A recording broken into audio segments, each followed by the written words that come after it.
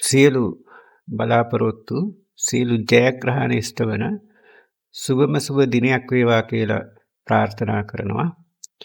තව සති කිහිපයකින් අපි එළඹෙන්නේ අලුත් වසරක් සඳහා.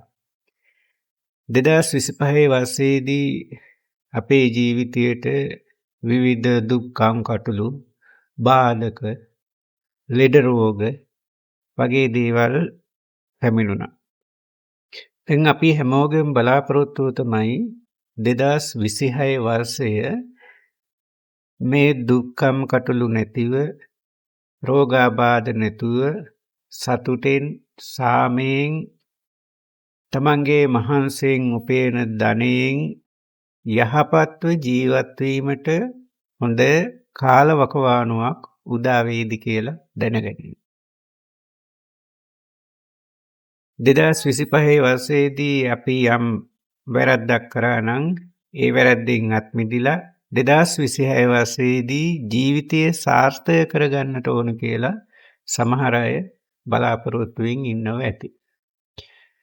එනිසා අද දවසේදී මම බලාපොරොත්තු වෙනවා 2026 වර්ෂය මකර ලග්නයට මොන වගේ සුබ අසුබ විපාකයන්, ජයග්‍රහණ, පරාජයන් සිද්ධ වන කාලත් සමග පැහැදිලි කරලා දෙන්නට. 2026 වර්ෂයේ වෙනකොට මකර ලග්න හිමියන්ට ප්‍රබල ග්‍රහයෝග 3ක් උදා වෙනවා. පෙබරවාරි 16 ඉඳලා පෙබරවාරි 23 දක්වා කුජ මකරයට පැමිණීම නිසා රුචක යෝගය දෙනවා. මැයි 11 සිට ජුනි 21 දක්වා කුජ මේසයට පැමිණීම නිසා රුචක යෝගය දෙනවා. ජුනි 2 ඉඳලා ඔක්තෝබර් 31 දක්වා ගුරු කටකයට පැමිණීම නිසා ගුරු හංස යෝගය දෙනවා. සැප්තැම්බර් 2 වෙනිදා ඉඳලා ඔක්තෝබර් 3 වෙනිදා දක්වා සිකුරු තුලා රාශියට පැමිණීම නිසා මාලවී යෝගයේ යෙදෙනවා. ඒ කාල වකවානුව අතරතුර පෙබරවාරි 23 වෙනිදා ප්‍රබල ධන යෝගයක් ඇති වෙනවා. ජනවාරි 17 සිට පෙබරවාරි 6 වෙනිදා දක්වා ධර්ම කර්මාධිපති යෝගය යෙදෙනවා. ඊට පස්සේ මේ වසර පුරාම ඒ කියන්නේ 2006 වසර පුරාම සෙනසුරු යන්නේ මීනය. මීනය කියන්නේ උභය රාශියක්. ජලයේ වාසය කරන සතෙකුගේ තමයි සංකේතය තියෙන්නේ. එතකොට ඒක ජලචර රාශියක් වෙනවා. එතකොට සෙනසුරු මීනේ ගමන් කරද්දී තරමක් කාලගුණයේ විපරීත භාවයක් 2026 වසරේදීත් දකින්නට ලැබෙනවා. අධික වර්ෂාව, සුලිසුලන්, ඊළඟට අහස වලාකුළුෙන් බරවීම, එහෙම නැත්නම් මිනිස්සුන්ට දරා ගන්න බැරි ප්‍රමාණයේ අධික රස්නය, මේ වගේ දේවල් කාලගුණික විපර්යාසයන් මේ 2026 වසරේ පුරාම දකින්නට ලැබෙනවා. එතකොට මකර ලග්නයේ තුන්වැන්නේ තමයි මීනය තමයි සෙනසුරු 2026 වසරේදී ගමන් කරන්නේ. ඊට පස්සේ රාහු දෙවැන්න වන කුම්භ රාශියේ ගමන් කරනවා. කේතු අටවැන්න වන සිංහ රාශියේ ගමන් කරනවා. මේක තමයි 2026 වසරේදී මකර ලග්න හිමියන්ගේ සාමාන්‍ය ග්‍රහචාරය. දැන් අපි බලමු මේ මකර ලග්න හිමියන්ට 2026 වසර පුරාම මොන වගේ සුබ අසුබ විපාකයන්, ජයග්‍රහණයන්, පරාජයන් මොන ආකාරයට ලබා දෙනවද කියලා විස්තර කරලා. මකර ලග්නයේට අසුබම ග්‍රහය තුන් දෙනා තමයි කුජ, ගුරු, සඳු. සුබම ග්‍රහය දෙදෙනා තමයි බුධ සහ සිකුරු. මකර ලග්නයේ 2026 වසරේදී පොදු සමාජීය තත්ත්වය බැලුවට පස්සේ මකර ලග්න හිමියන්ට සමාජයේ ඉහළ තැනකට ගමන් කිරීමේ හැකියාව තියෙනවා. ඒ ඉහළ තැනකට ගමන් කිරීම සඳහා ඒ වටපිටාවත් සකස් වෙනවා. ඊළඟට 2025 වසරේදී යම් ඉදිරි ගමනකට යම් බාධකයක් තිබුණා නම් මේ 2026 වසරේදී ඒ බාධකය Tamanටම අයින් කරගන්න ඒ වගේ මේ බාධකය සමාජයේ විසින් අයින් කරලා දීමක් මේ කාලය තුලදී සිද්ධ වෙනවා. ඔබ සාමාන්‍ය මට්ටමකට ජීවත් වුණා නම් ඔබට හැකියාව ලැබෙනවා ඉහළ මට්ටමකට එන්න. ඔබ නිවසක් තනා ගැනීමට බලාපොරොත්තු වෙමින් හිටියනම් 2026 වසරේදී ඔබට පුළුවන්කම ලැබෙනවා ඒ නිවස තනා ගන්න. උසස් වීමක් බලාපොරොත්තු වෙමින් හිටියනම් ඔබට පුළුවන්කම ලැබෙනවා 2026 වසරේදී ඒ උසස් වීම ලබා ගන්න.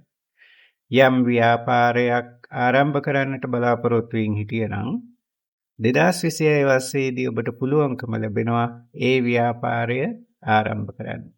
ටිකක් සල්ලි එකතු කරගන්න අපේක්ෂාවෙන් හිටියනම් ඔබට පුළුවන්කම ලැබෙනවා සල්ලි ටිකක් ඉතුරු කරගන්න.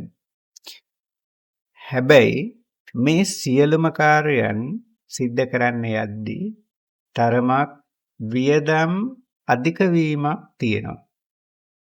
ඔබ හම්බ කරගන්න මුදලට සමානව වියදම් වීමක් දකින්නට ලැබෙනවා.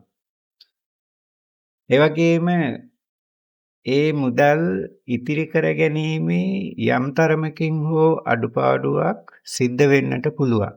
හේතුව තමයි රාහු මේ වසර පුරාම දෙවැන්නේ ගමන් කරන නිසා. ඔබට අසල්වාසීන්ගෙන් ඥාතීන්ගෙන් සහෝදර සහෝදරියන්ගෙන් යම් උදව් උපකාරයක් නොතිබුණා නම් මේ කාලය තුලදී ඔබට ඒ උදව් උපකාර ලබා ගැනීමේ හැකියාව තියෙනවා. ඒ පෙබරවාරි 23න් පස්සේ පවුලේ අයගේ උදව් උපකාර ලබාගෙන ඔබගේ දියුණුව සඳහා ඒ ගමන යෑමේ හැකියාව තියෙනවා. ඊළඟට පවුල තුල ඔබ ජනප්‍රියත්වයට පත් වෙනවා. අම්මගේ ඥාතීන් අතරත් පියාගේ ඥාතීන් අතරත් තමන්ගේ ජනප්‍රියත්වය ඉහළටම එනවා. ඉහළටම ඔසවා තබා ගැනීමේ හැකියාවක් තියෙනවා. ඒ කියන්නේ තමන්ගේ ජයග්‍රහණය නිසා තමයි මේ පවුල තුල ඔබ ජනප්‍රියත්වයට පත් වෙන්නේ. ඒ වගේම ඔබ අන්‍යයන්ට ආධාර උපකාර කරනවා. ඒ වගේම උපදෙස් ලබා දීමට දක්ෂතාවයක් දක්වනවා. තමන්ගේ ජයග්‍රහණයත් සමගම ඔවුන්ට උපදෙස් ලබා දීලා ඔවුනොත් ඒ තත්ත්වයට පත් කිරීමේ උත්සාහයක් ඔබ තුල මේ කාලයේදී දකින්නට ලැබෙනවා. නමුත් අප්‍රේල් 2 වෙනිදා ඉඳලා මයි 11 දක්වා කාලය තුල තරමක් පසුබෑමක් ජීවිතයේ සිද්ධ වේවි. මොන දේ කරත් ඔබට සමාජයෙන් චෝදනා විවිධ අපහාස ඒ වගේ දේවල් විඳින්නට සිද්ධ වේවි. හිතවත්කමෙන් හිටපු ඥාති මිත්‍රාදීන් අමනාප වේවි. ඒ අය ඔබගෙන් උදව් අරගෙන ඔබට චෝදනා කරමින් කතා කරන්නට පෙළඹෙවි. ඒ නිසා මේ කාලයේ තරමක් අසුබ විපාක දෙන කාලයක් බවට පත් වෙනවා. අප්‍රේල් 2 වෙනිදා සිට මැයි 11 දක්වා කාලය. සැප්තැම්බර් 2 වෙනිදා ඉඳලා ඔක්තෝබර් 3 වෙනිදා දක්වා කාලය තුල මකර ලග්න හිමියන්ට පංචමහා පුරුෂ යෝග වලින් දෙකක් යෙදෙනවා. යෝග දෙකක්. ගුරු හංස යෝගයේ සහ මාලවී යෝගය. සිකුරු තුලාවේ මූල ත්‍රිකෝණ වෙනවා. ගුරු කටකයේ උච්ච වෙනවා. එතකොට මේ යෝග දෙකක් ලැබීම නිසා ගුරු උච්ච වුණාට පස්සේ ඒ ජන්මයාට හොඳ යහපත් බවක් ගෙනත් දෙනවා. සියලුම අරිෂ්ඨ යෝග භංග වෙනවා ඒ කාලය තුලදී. මාලවී යෝගයේ තුනම සියලුම සැප සම්පත් ලබා දෙනවා. ඔබට මේ කාලය තුලදී ගහක් ගලක් උඩ හිටියත් හොඳට කෑම බීම සුවසේ නිදා ගන්නට හැකියාව ලැබෙනවා. සමාජයේ ජනප්‍රියත්වය ලැබෙනවා. ඔබ යම් වෙළඳ ව්‍යාපාර කටයුත්තක් කරනවා නම් ජනතාව අතර ප්‍රසිද්ධියටපත් වෙනවා හොඳම වෙළඳ ව්‍යාපාරය කියලා. ඔබ දේශපාලනය කරනවා නම් මෙපමණ කාලයක් ඔබට තිබිච්ච යම් නරක නාමයන් ඔක්කොම අයින් වෙලා හොඳ නාමයන් ප්‍රචාරය වෙලා ඔබට මිනිස්සු ඒකරාශී වෙන්න පටන් ගන්නවා. සමාජයේ ඉහළම තලයකට යන්න හැකියාව ලැබෙනවා. ධනයෙන්, බලයෙන්, ඒ වගේම තමන්ගේ අඩුපාඩුකම් වලින් මේ සියල්ලන්ගෙන් මිදෙන්න හැකියාව ලැබෙනවා. ඔක්කො ධනවත් වෙනවා. එහෙම නැත්නම් බලයෙන් උසස් වෙනවා. එහෙම නැත්නම් තමන්ගේ අඩුපාඩුකම් මගහරවගෙන ඉහළ තැනකට එන්න හැකියාව ලැබෙනවා මේ කාල සීමාව තුලදී. පවුල් ආරවුල් තිබුණා නම් ඒ විසඳෙනවා. දරුවන් යහපත් තත්වයකටපත් වෙනවා. සතුටෙන් සාමගියෙන් සාමයෙන් යුතුව කාලය ගත කිරීමේ හැකියාව ලැබෙනවා මෙන්න මේ කාලය තුලදී. නමුත් ඔක්තෝබර් 24න් පස්සේ තරමක් නරක කාලයක් උදා වේවි. ඔබ ධනෙන් බලයෙන් ඉහළ තනතුරකට ගියත් ඔබගේ කායික වශයෙන් යම් පරිහානියක් සිද්ධ වෙනවා. ඔබ නොදැනුවත්වම ඔබට නොයෙක් අස්නීප වැළඳේවි. කල් අල්ලන තුවාලයක් හෝ තුවාල කැලලක් ශරීරයේ පවතී. ඒ වගේම නිදන්ගත විවිධ රෝගාබාධ හැදෙන්නට ඉඩ තියෙවි. ඒ නිසා මේ කාලය තුලදී ඔබ ටිකක් පරිස්සමින් ගමන් බිමන් යද්දී ටිකක් පරිස්සමින් කාලය ගෙවීම ඉතාමත් වැදගත් වෙනවා. ඒ නිසා 2026 වර්ෂය මකර ලග්න හිමියන්ට දියුණුව සලසා ගන්නට පුළුවන්, ජනප්‍රියත්වය සලසා ගන්නට පුළුවන්.